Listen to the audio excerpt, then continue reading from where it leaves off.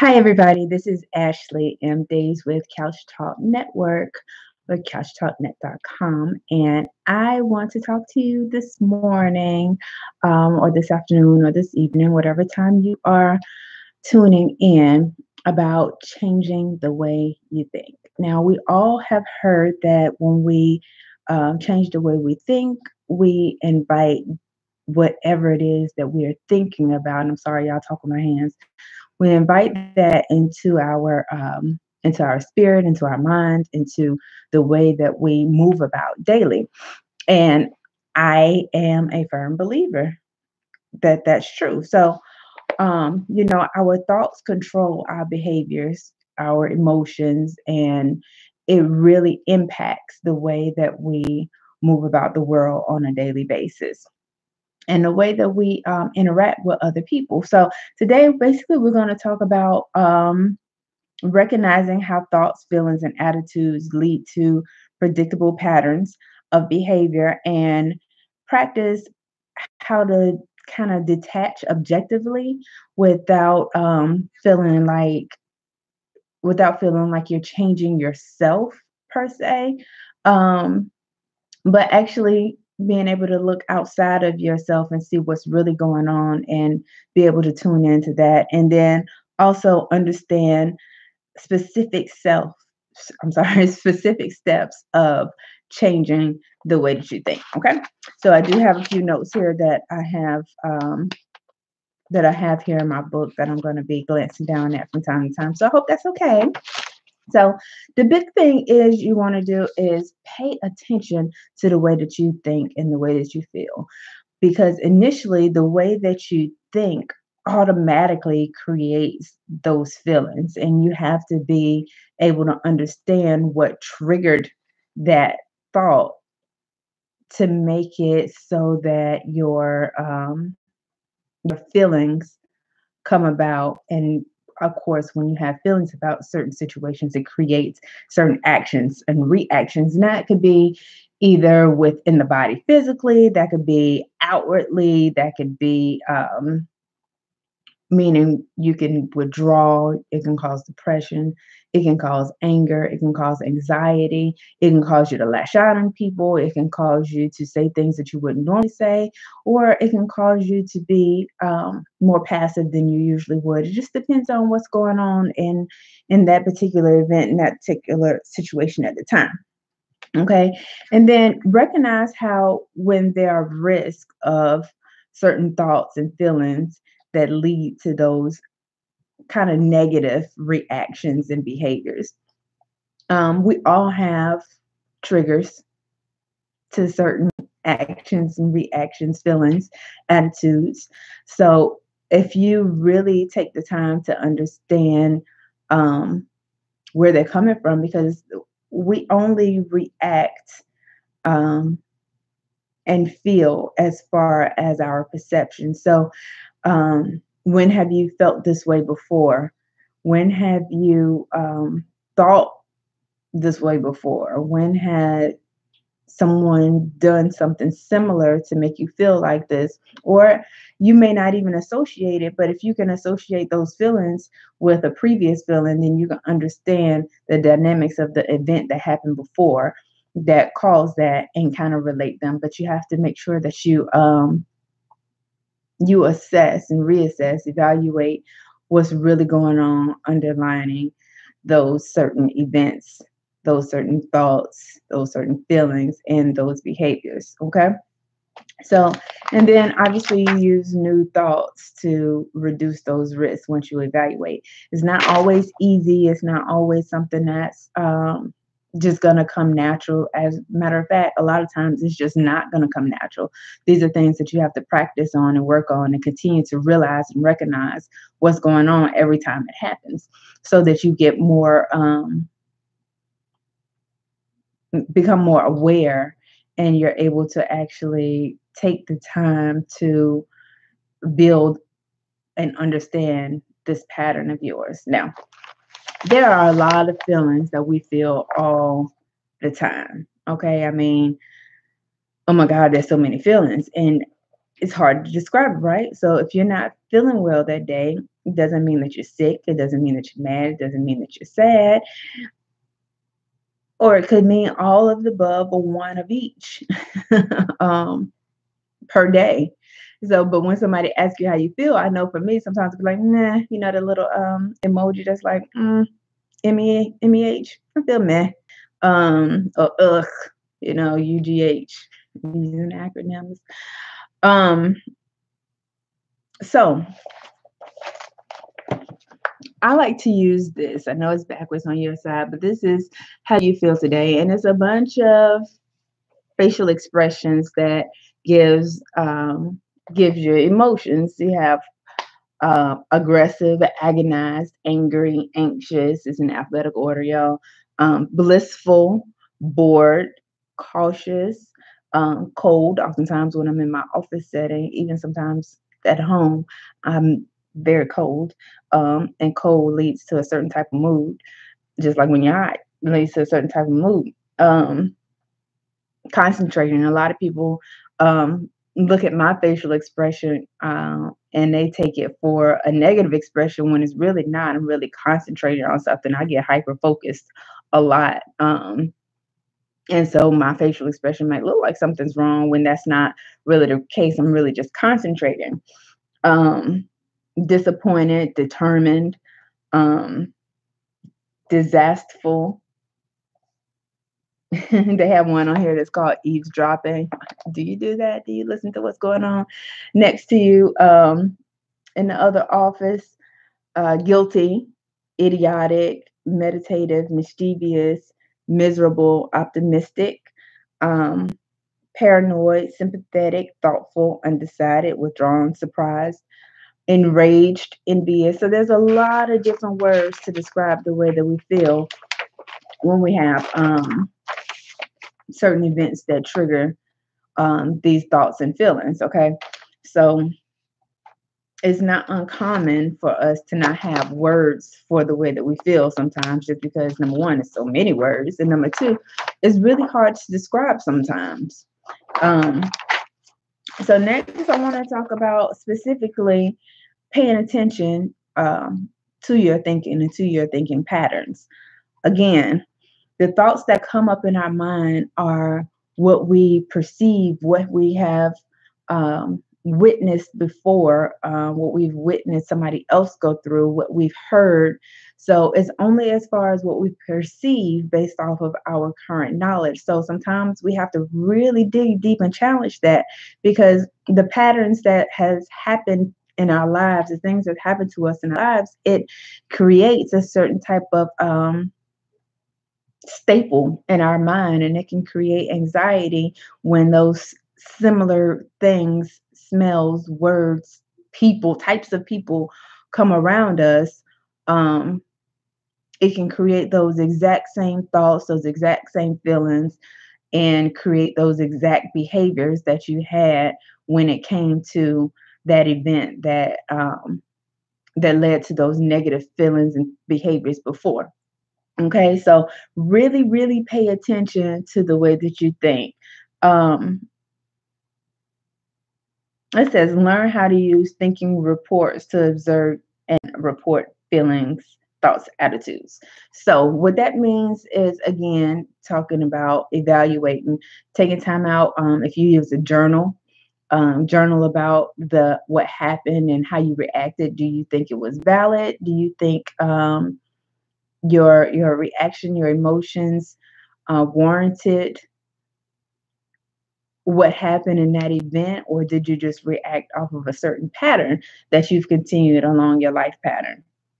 And then be able, or start recognizing your thoughts, feelings that lead to conflict with other people. So, do you find yourself in conflict, whether it's with your significant other, with your parents, with your kids, with your friends, with your coworkers, or with just people in the street?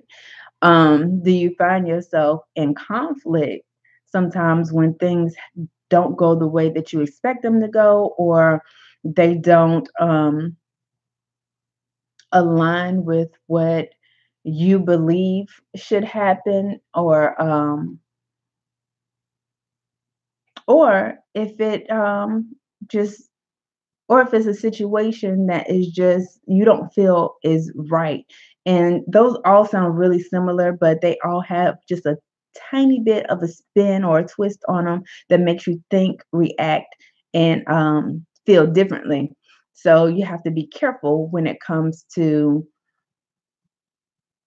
how you interact with other people. So your interpersonal communication is very important to assess, because if you're constantly in conflict when a certain person or a certain type of person or a certain situation comes up with a person, again, be it coworker, parents, significant other, child, um, then you need to evaluate yourself. It's not always them. It's not always the other person. And once you come to terms with that, you can really start to dig in and dig deep on what you're really feeling and how this really made you feel.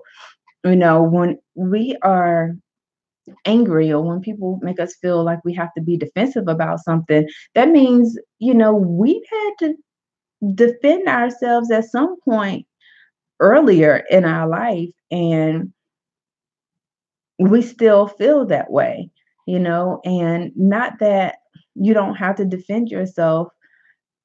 Sometimes it's just not warranted. Sometimes things are just blown out of proportion and you really have to take yourself back. And even if it is warranted, do you explode?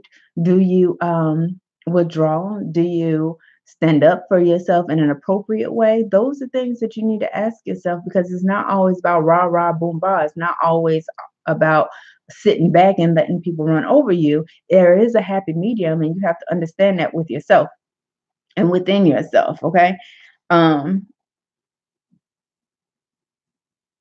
And I'm not saying um, that you need to just shut down and change completely, because that would just be ignorant for me to say, because everybody has their reason for doing, saying, feeling, um, thinking how it is that they do those things. And it's going to take time, and for some people it's going to take some healing, but you have to really still address the problem, because you know um, if you want a good relationship, if you want to have a good reciprocal, positive relationship with your significant other, with parents, with friends, with coworkers, and not always have to feel like you're on edge, or not have to um, feel like you have to defend yourself in certain situations, then you really need to take time to address your thinking patterns and change the way you think and work on it.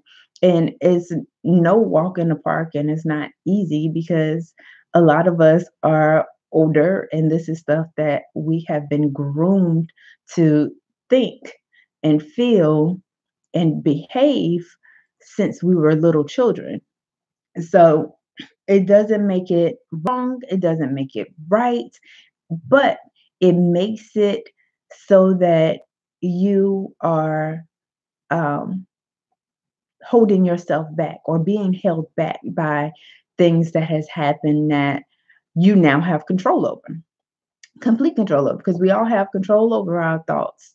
We have control over the way that things um, make us behave, react, so to speak.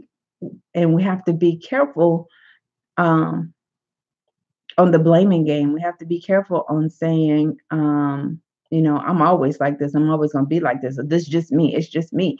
I am who I am.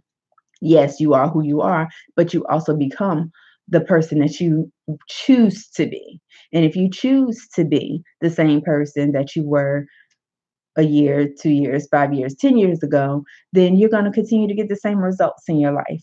And if that's what you're going for, cool. If it's working for you, cool. This ain't for you. But if it's something that you feel like you need to change, you need to make better in your life, then make sure you are touching on the subject of the way that you think for your own personal self. You don't have to go and blab this to family and friends if you don't want to. Get yourself a little journal, or just start thinking about it. Just start thinking about the way that you've been behaving. Just start thinking about the way that you've been thinking. Is it negative? Is it positive? Is it indifferent? Is it a non caring attitude? Do you say you don't care because you want to protect your feelings? Do you um, shut people out because you don't want to experience something you experienced before? Do you um, withdraw from social events, from engaging with coworkers because you don't want to let people know that you have problems? I don't know. There is a lot that comes with negative thinking because of the way that we were treated or the way that we felt in previous, either recent previous past or um, further back. However, it's a part of your life, it's a part of your history, but you don't have to make it a part of your present or your future. You can actively change the way you think by once things happen, you can evaluate the event, then evaluate the way that you thought about the event, and ask yourself, is this something um that's really a problem for me? Um, then evaluate the way that you felt because of the way that you thought, and then you will understand how your thinking pattern comes about, and you can understand how you can change based off of just evaluating the event and the way that you thought about it and the way that you felt about it. Because if you can change the way that you think about it, you're going to change the way that you felt about it, and you're going to change the way that you react. Okay, you can dispute your reactions, your thoughts, and your feelings all the time. Now, if you go back and you do it and you still feel the same way, then maybe there's something that you need to ask yourself, such as, should I react this way? Even though I feel like this and I still believe um, that this is negative and this is bad and this hurt me or disappointed me or wronged me or whatever, if you still think that, that's okay, because you're allowed to have your feelings. You're allowed to feel the way that you feel. Don't ever let nobody tell you you can't feel the way you feel. But if the feeling is causing you to behave negatively, then ask yourself, you know, is the behavior necessary? Do I need to react in this way, or do I need to step back, and do I need to act in a different way? Do I need to switch it up? And sometimes people are always expecting you to act a certain way because you always have. And if you give them somebody that much power over you, then you're always going to behave and react when you feel when you think and you feel this way, because people know how to push your buttons. Your mama know how to push your buttons. Your significant other know how to push your buttons. Dag, I'm sure your children know how to push your buttons, and your coworkers know how to push your buttons. Your boss know how to push your buttons. Heck, you know how to push your buttons, honestly. But you can't give somebody that much control over the way that you feel about a situation. Okay, because that takes away your ability to choose and your ability to make changes and your ability to give them the freaking shock factor. The fact that you aren't exploding, or you aren't walking away, or um, you aren't getting upset. It's a thing about I have this thing about giving people power and control over my feelings, and the way that I behave. Now, that's not to say that somebody still don't piss me off or somebody still don't make me sad, but I refuse to allow them to provoke me to the point to where I'm in their face, or I feel like I have to retaliate, or I feel like I have to be petty. Do I want to be petty? Yes, we all think about it. Let's not kid ourselves. But I don't want that kind of energy in my life, in my surroundings. So I don't put that out there. only for it to come back to me. That's just my personal feelings about that situation. So, anyway, just make sure that you're paying attention to the way that you think. Make sure you're paying attention to those feelings that come after, and make sure you're paying attention to those behaviors that come with that. Because ultimately, what you want to change is your behaviors and your actions. Um, According to your feelings. Yes, we want to change our feelings, but again, situations are going to make us feel how we feel. It's about how we respond to them. That is the most important, and that's the most satisfying. So once you can have more control over um, addressing these feelings and emotions appropriately, then obviously your behavior ends up changing. Um, and that's all I have for you guys today. So I want you to leap off the couch into your new future, making sure you are changing the way that you think. Take care, you guys.